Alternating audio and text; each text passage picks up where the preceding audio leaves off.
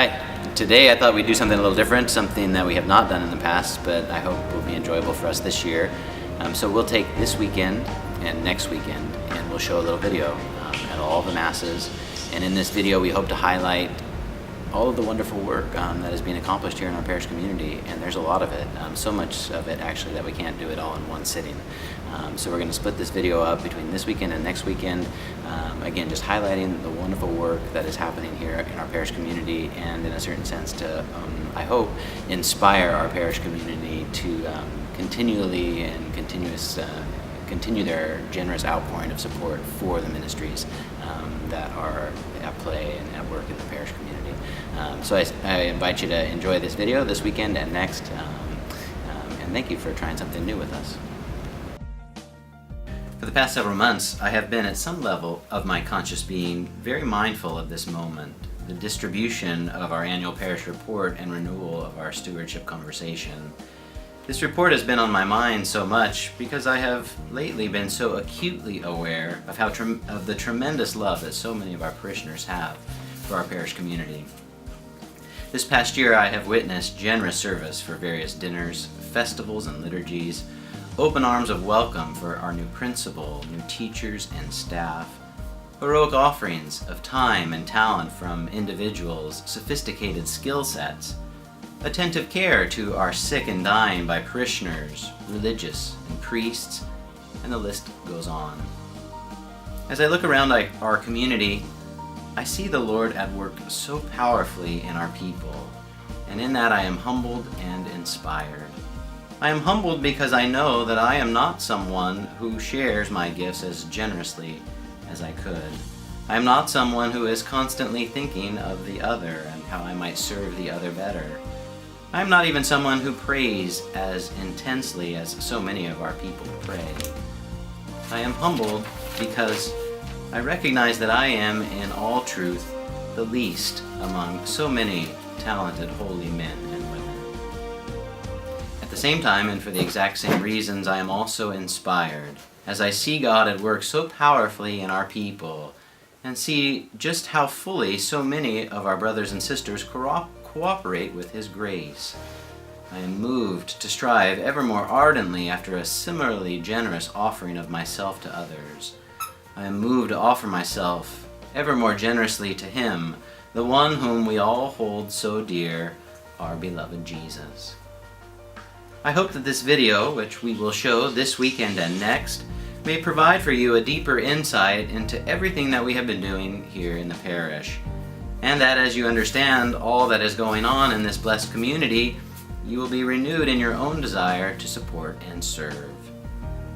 Thank you for being a part of this wonderful community and for making it so alive with your support. Enjoy the video. Welcome to our annual St. Anne's Parish Report for the 2013 to 2014 pastoral year.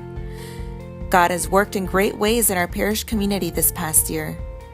Through your generosity of time, talent, and treasure, we have been able to spread the love of God through our various liturgies and ministries.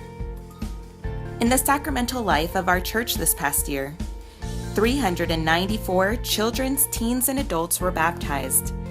219 received Jesus in the Eucharist for the first time. 160 were confirmed into the faith. 36 couples celebrated the sacrament of matrimony. 115 funerals were celebrated.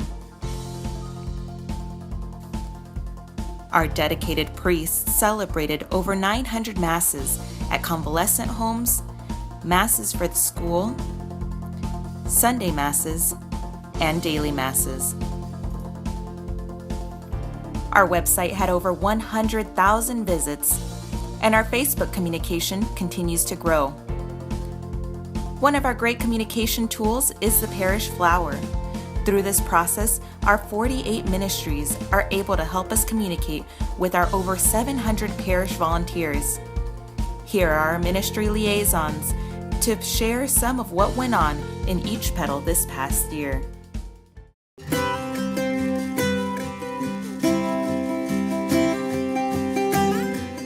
Hola, Hi, my name is Jose Luis Bocardo. I am the head sacristan of the parish community. This coming year, I will take a bigger role in working with Father Brandon to work with the liturgical ministries. The Liturgical is made of 12 ministries who work week after week to make the weekday and Sunday liturgies as prayerful and as community involved as possible. They are the altar servers, the art and environment, children's liturgy of the word, dust angels, greeters, hospitality, lectors, ministers of Holy Communion, music ministers, sacristans, ushers, and welcome ministry. A couple of the areas that we have been working on this past year are the bilingual liturgies and in our welcome ministry. This past year, we have been trying to look at our bilingual liturgies so that they can be as prayerful and uniting as possible. Our welcome ministry has done some great things in trying to welcome all of our new parishioners, especially with an afternoon of welcome that they just had in August. This coming year, we hope to continue to grow in unity and in formation for all of our ministers that help serve in liturgy. We thank all of the men, women, and children that participate in our liturgies to make them a prayerful time with our Lord.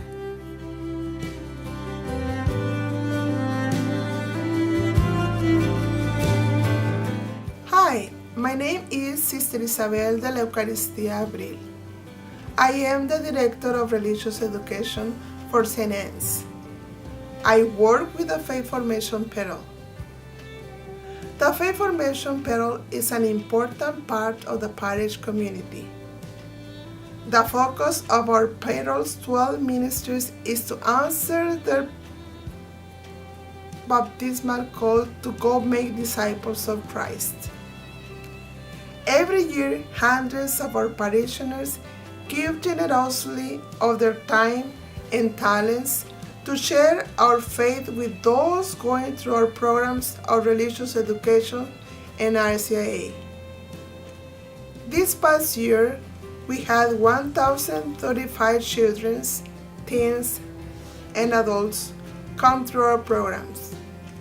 A few of the great things that came out of our pastoral this past year is the call and gifted workshops and the night of adoration and praise that we brought about by the adult faith formation ministries. These great events happen by working with many other ministries and the parish flower. This coming year, we are looking forward to encourage and giving more opportunities for parents to be able to grow in their faith as their children attend their faith formation classes.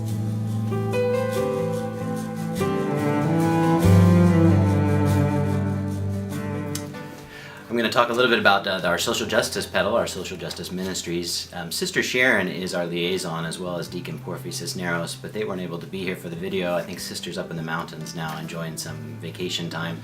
So I'll just talk a little bit briefly on what has happened this past year in our social justice, and maybe some of our hopes for the year to come.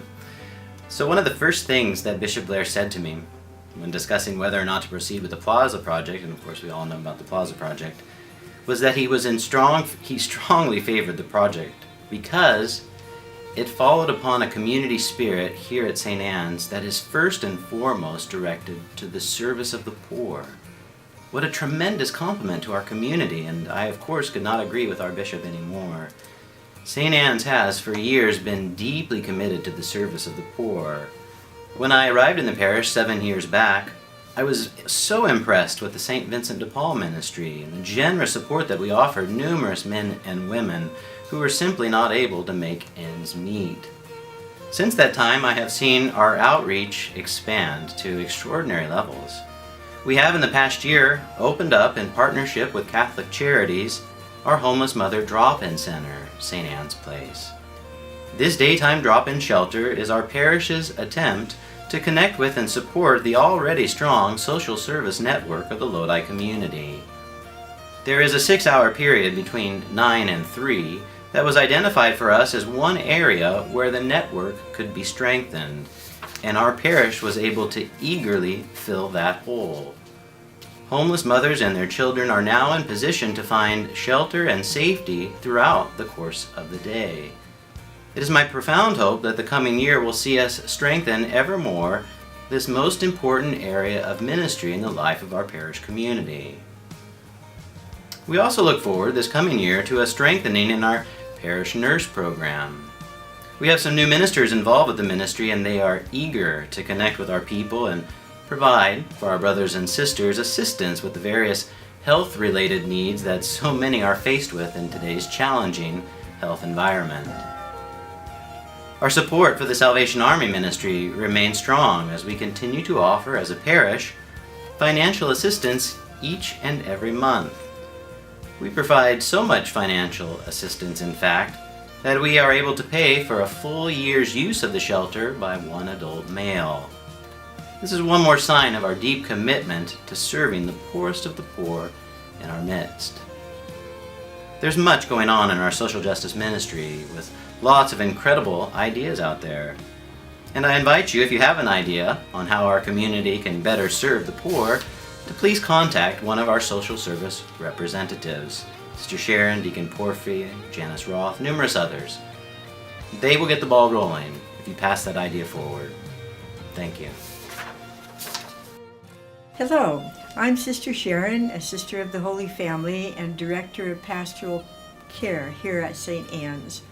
Over the past year, the ministers in the pastoral care have been very busy and loving every minute of it. We have 38 ministers, plus 5 more who just finished their training this last week.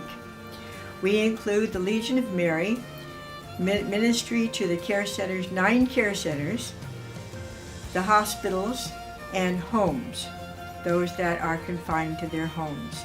These ministers love what they're doing, and they get more joy from the people they visit than the people do themselves, I believe, and they think so also.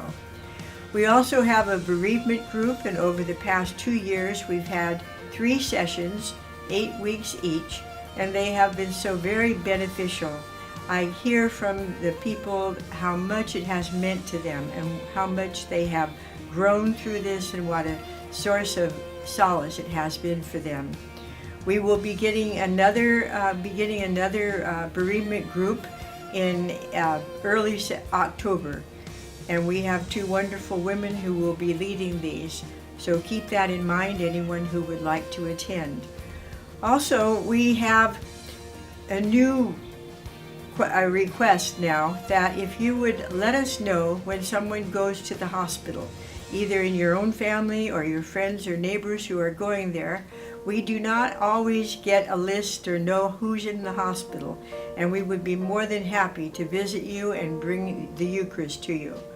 Also, if you have a neighbor or a friend, a relative who is confined to their home, who's unable to go to Mass for any reason, if you would let us know, give the office a call, leave their name and phone number, and I would be happy to assign someone to visit them and to bring them the Eucharist also. After all, they have been attending church for many years, and now it's time for the church to visit them. So thank you very much. I know that all of you are in various ministries, but if you have any feeling that you might have a call to the Ministry to Pastoral Care, please give me a call. We'd be very happy to have you join us. God bless you. Thank you for watching part 1 of our Parish Report video. Next week, we'll continue watching our ministries and the financials of the parish for the 2013 to 2014 year.